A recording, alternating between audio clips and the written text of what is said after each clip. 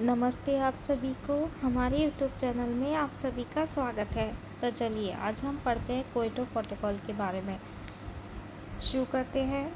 Kyoto protocol UNFCCC से जुड़ा एक अंतर्राष्ट्रीय समझौता है जो अंतर्राष्ट्रीय रूप से बाध्यकारी उत्सर्जन कटौती लक्ष्यों के प्रति पक्षकारों को प्रतिबद्ध करता है। यह प्रोटोकॉल जापान के क्योटो में वर्ष 1997 में अपनाया गया तथा वर्ष 2005 में प्रभाव में आया।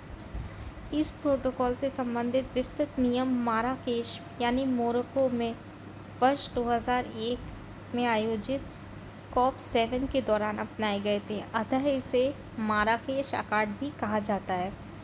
औद्योगिक रूप से विकसित देशों द्वारा अतीत में किए गए क्रियाकलापों के आधार पर साझा परंतु विवेकी उत्तरदायी का सिद्धांत इसी प्रोटोकॉल के अंतर अपनाया गया था।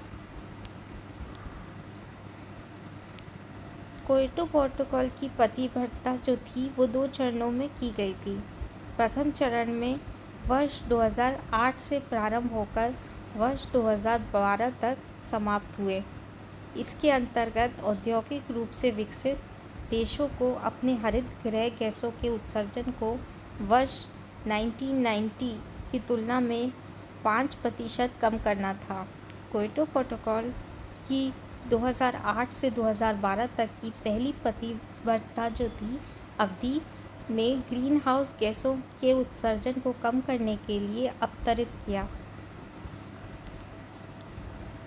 उन्होंने क्योटो प्रोटोकॉल के अंतर्गत ये 6 ग्रीन हाउस गैसें रखी गई, जिसमें पहली कार्बन डाइऑक्साइड, दूसरी मीथेन, तीसरी नाइट्रस ऑक्साइड, चौथी हाइड्रोफ्लोरोकार्बन, पांचवी परफ्लूकार्बन तथा छठी सल्फर हेक्साफ्लोराइड गैस थी। इन गैसों को लक्षित किया गया था क्योंकि वे ग्लोबल वार्मिंग में सबसे महत्वपूर्ण योगदानकर्ता और इन गैसों से उत्सर्जन को कम करने से जलवायु परिवर्तन के प्रभावों को कम करने में भी मदद मिलती, इसलिए इन गैसों को लक्षित किया गया। इन गैसों में कमी की जाएगी। प्रोटोकॉल ने विकसित देशों के लिए उत्सर्जन में कमी के लक्ष्यों को स्थापित किया। जो विकसित देश हैं उनके इन गैसों में उत्सर्जन में कमी के लक्ष्यों को स्थापित किया गया और विकासशील देशों को उत्सर्जन कम करने वाली तकनीकों के हस्तांतरण के लिए तंत्र प्रदान किए गए। दूसरे चरण में क्या किया गया? दूसरे चरण के अंतर्गत शुरुआत 2013 से हुई थी दूसरे चरण की तथा यह वर्ष 2020 तक पूर्ण किया गया। इस चरण में उत्सर्जन को 18% कम करना था। 18% कम करना था इस चरण के अंदर।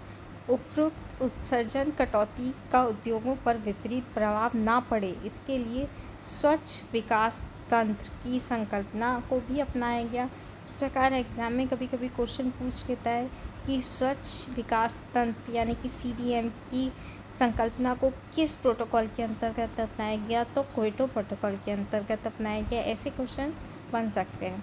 तो चलिए आज के लिए बस इतना ही, फिर आपसे मिलेंगे अगले वीडियो में कुछ इंपॉर्टेंट टॉपिक के साथ। तब तक के लिए बाय बाय।